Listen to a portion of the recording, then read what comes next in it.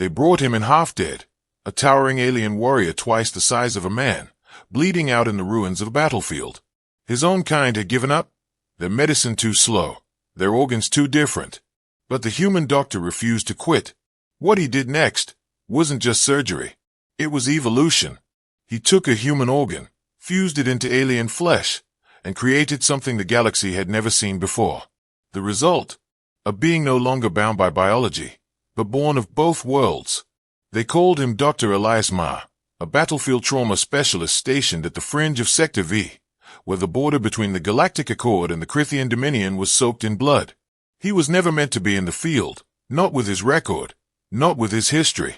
But Elias had a habit of running toward the screams, not away from them. And that morning, when the emergency call echoed through the comms, alien warrior down, critical vitals, unknown anatomy, he was already sprinting toward the triage dome before the message finished. What waited for him there wasn't just a patient. It was a myth with a pulse.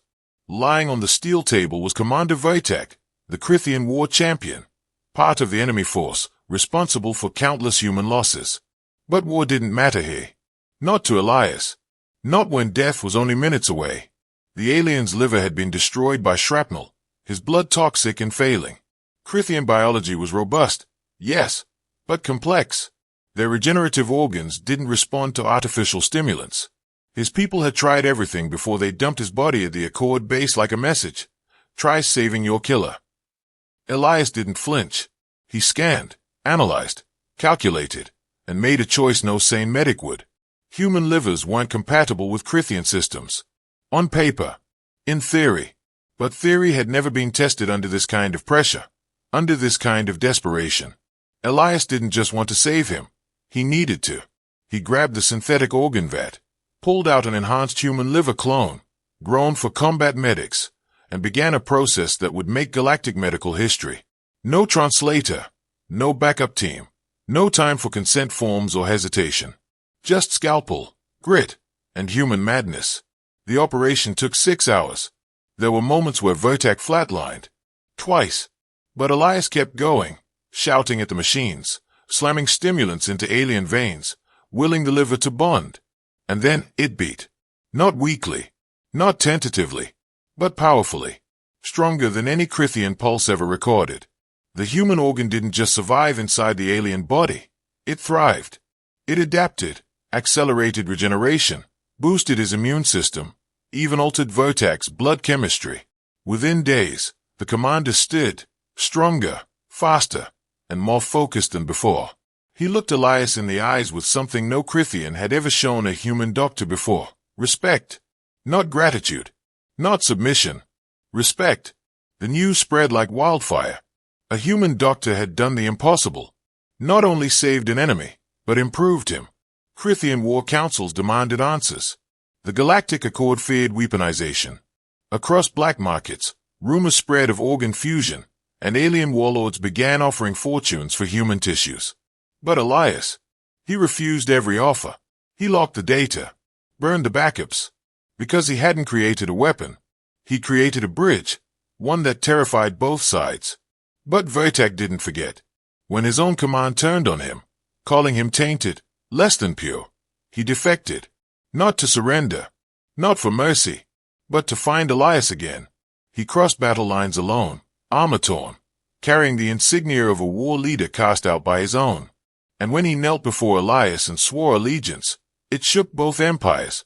Because now, a Crithian war god walked among humans, not as a prisoner, not as a patient, but as a brother. Elias was dragged into closed-door councils, interrogated by galactic ethics boards, threatened with arrest for genetic violations. They said he had no right, that he had broken the code of species purity, that he had played God. But Elias only said one thing: I saved a life. Isn't that what we're supposed to do? The silence that followed wasn't just bureaucratic. It was the quiet before a storm. Because after Wojtek's success, others came. Quietly at first. Dying aliens, cast aside by their own kind, begging for the same miracle. And Elias, he treated them all. Secretly, fearlessly. He built an underground clinic in the ruins of a forgotten moon. No flags, no borders, just tables, tools, and the heartbeat of rebellion. Alien after alien, enhanced by human organs, modified to survive, to evolve, to unite. They began calling him the Scalpel Saint. To some, he was a savior. To others, a threat to the balance of power. But to those he saved, he was simply Doctor. Galactic empires scrambled. Laws were passed overnight. Bounties were issued. Clone bans were instituted. But it was too late. The spark had been lit. One human doctor, one impossible transplant, had started something that no fleet or weapon could erase. The belief that life, real, powerful, shared life, was bigger than species, bigger than war. And Vertak, he stood by Elias's side through it all. Not as a patient, not as a soldier, but as proof.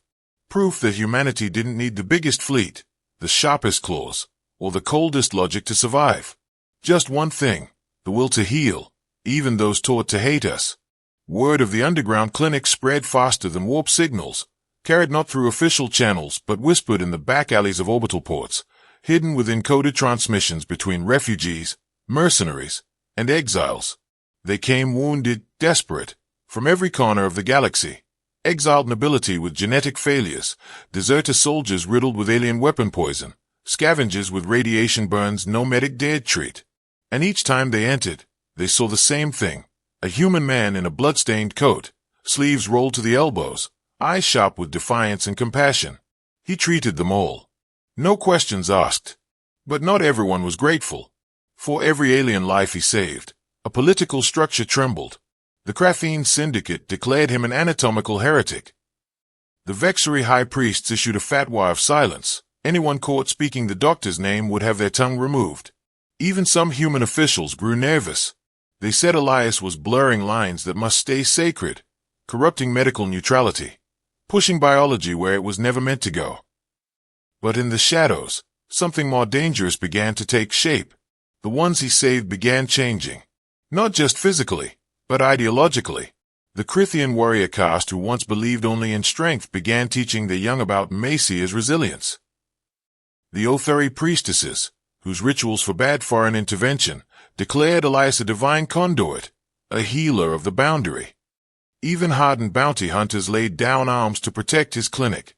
In the hidden depths of that makeshift moonbase, evolution wasn't just happening inside bodies.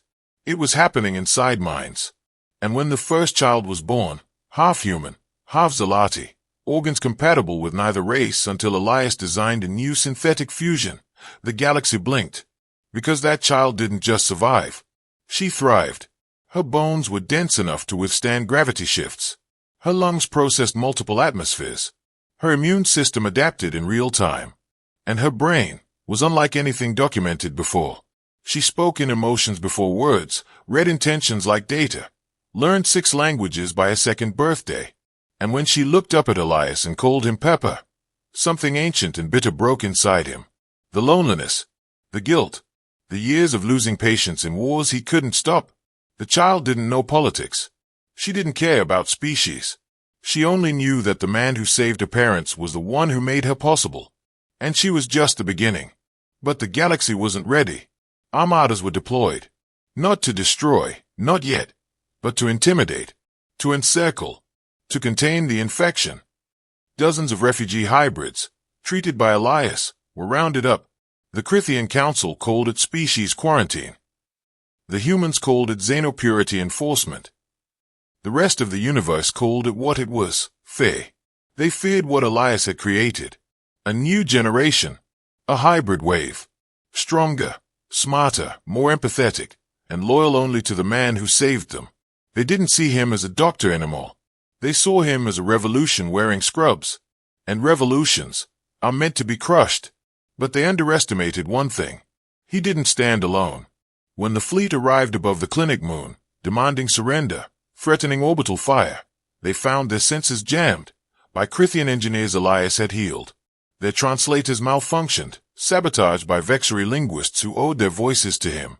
And when the first shot was fired, it was intercepted mid-air by a plasma shield, generated by the hybrid child now grown into a young girl with a mind that bent energy like clay. They had come for one doctor. They left facing an idea too powerful to kill, too contagious to suppress, too human to forget. Elias Marr never raised a weapon, never built an army. He simply healed, one life at a time, until the wounds between entire species started to close. And that, in the end, was the one thing no empire could predict. A human didn't conquer them with war. He changed them, with compassion. And the scalpel he held was sharper than any sword. The war didn't end overnight. Armies don't lay down their guns just because one man held a scalpel. Empires don't rewrite laws because one child proved evolution was possible. But something had changed, deep and irreversible. The galactic maps remained the same. Borders still pulsed with conflict. But in the places no star chart ever bothered to mark, in slums, in salvage ships, in orphan moons and derelict ports, whispers began. Stories passed from voice to voice, rarely written, rarely spoken above a whisper. The doctor lives. He healed the clawless. He gave the breathless new lungs. He rebuilt the broken. And for every story they told, a new patient found their way to the edge of known space, hoping the myth was real. But Elias Marr was no longer just one man. He had students now, not trained in prestigious Terran universities, not certified by galactic boards, but taught through sleepless nights, blood-soaked gloves, and desperate improvisation. His students were Crithian nurses, Othari herbalists, rogue cybersurgeons from the Vraxi fringes, and yes, even humans once terrified to touch alien skin. They wore no uniform. Their tools were mismatched. Their clinics were hidden in old freighters, in caves under toxic suns, in hollowed-out asteroids orbiting dead stars. But they shared one thing, the vow. Do no harm, unless doing nothing is the greater sin. Years passed. Elias himself faded from public view. Rumors said he died in a plasma storm. Others said he became more machine than man, still operating with cybernetic arms. Some said he ascended. Nonsense, of course. But no one could prove he was alive. Not until the day of the broken sky. That's what they called it. A Starliner carrying 3,000 civilians was struck by a rogue drone fleet and began a slow, catastrophic descent into the gravity well of a red giant. Emergency response failed. Shields collapsed. Escape pods were jammed. Death was minutes away. And then, the signal. A single emergency beacon, modified with ancient human code, broadcasting a frequency not used in decades. It read, "Prepare for surgical recovery. EM." Out of nowhere, an unregistered medical cruiser blinked into real space. Scarred, ancient, held together by patchwork hull plating and faith. It opened its doors, absorbed the falling ship with a precision impossible by AI. And out walked a man with silver in his beard, steel in his bones, and fire still glowing in his eyes. No fanfare, no announcement, just a simple question to the panicked, dying crew. Where does it hurt? Some say that was the last time he was seen. Others claim he still moves from planet to planet, using false names, healing in secret, always a step ahead of those who fear what he represents. But one thing is certain. Across the galaxy, children are now born with hearts that beat with dual rhythms, part alien, part human. They speak languages no translator can decode, because they don't need words to understand each other. Entire species who once warred now share blood. And on the underside of cargo ships, carved into the walls of backwater hospitals, scrawled in alien glyphs and human scratches, one phrase remains. Life before lineage. Unity through healing. We are the Doctor's children. They called them the Doctor's children. Some wore robes stitched from discarded uniforms. Human and alien symbols blended together like veins in a shared body. Some had eyes that glowed faintly in the dark, seeing not just light but emotion, intention, suffering. Others could heal with touch, stabilize neural collapses with a word, or calm entire riot crowds with nothing but presence. They weren't warriors, not in the traditional sense. They carried no rifles, no blades. But wherever they walked, war ended. At first, quietly, 2 pirate clans, long at war, declared a ceasefire when a child of Elias healed their chieftain's only daughter. A former Vraxi death priest dissolved his cult after watching his terminal cancer vanish under hybrid therapy. Entire planets that once rejected mixed blood now begged for these children to stay, to teach, to save. And then came the backlash. The Vornax techno-theocracy declared them abominations. The Puline Collective, a human supremacist faction, issued death warrants for anyone who bore alien organs. Black market demand for human-compatible tissue soared. And somewhere in the void, something darker stared. A hidden network, centuries old, dedicated to maintaining genetic sovereignty, awakened. They called themselves the line holders. And their goal was simple. Burn every record. Destroy every hybrid. Erase Elias Marr from history, permanently. But they were too late. Because the spark had become a wildfire. Somewhere, deep in a red zone system, far beyond navigational grids, beneath a storm-racked atmosphere, a facility powered by the core of a dead star came online. Not a hospital. Not a fortress. A cradle. A place where science and hope intertwined. Where hybrid children learned to control their gifts, not as weapons, but as answers. There, on the highest level, in a chamber of reinforced glass, stood a mural. Not painted. Not projected. Etched by laser into the wall itself. It bore the languages of 50 species, wrapped around one human sentence. We are not what came before. We are what comes next. And beneath it, a figure stood, older now, slower, hands trembling as he handed a scalpel to the next generation. He smiled. Your turn. They feared our claws. They mocked our ships. They laughed at our pain. But they never expected that we would heal them. This is not the story of war. This is the story of salvation. And the doctor was just the beginning. There was no monument built for him. No statue erected on Earth. No medallion from the Galactic Accord. And yet, the most dangerous rooms in the galaxy, the war councils, the gene purity boards, the bioweapons development labs, spoke his name with fear. Not because he killed, but because he healed without permission. Elias Marr had become something worse than a rebel. He was a question no empire could answer. If a human doctor could cross the lines of blood, bone, and biology, if enemies could become brothers with nothing but compassion and a scalpel between them, then what justified the war in them all? And those in power feared that more than any weapon. The line holders came in silence. No declaration. No warning. Their ships didn't appear on scanners. Their weapons left no sound. Just flickers in the dark. Just sudden static in the comms. Just empty rooms where medics used to sleep. They weren't hunters. They were erasers.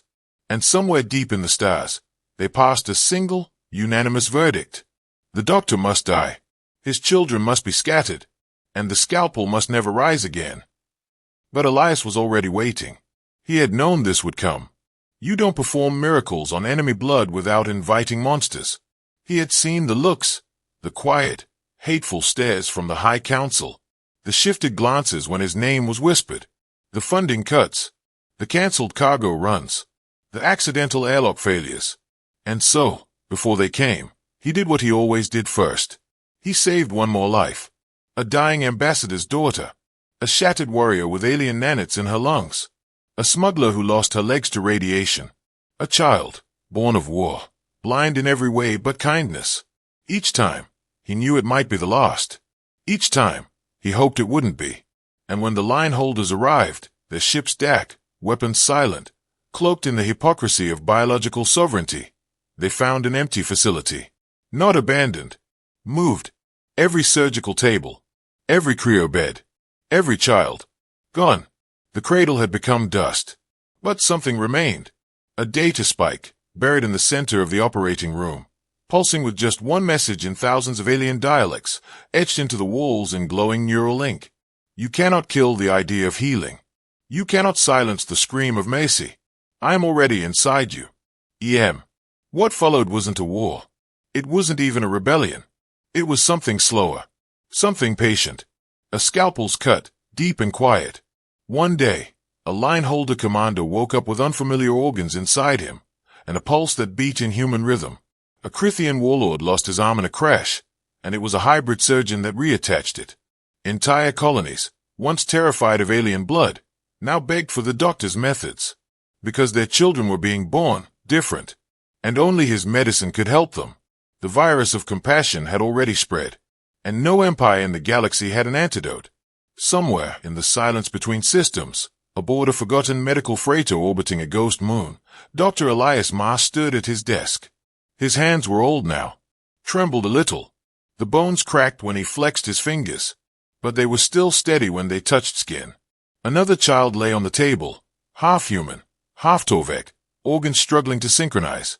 The others said he couldn't be saved, that the biology wasn't compatible, that it was impossible. Elias didn't answer. He just reached for his scalpel and whispered the words he'd spoken 1,000 times, across 1,000 worlds, to 1,000 broken souls. Where does it hurt?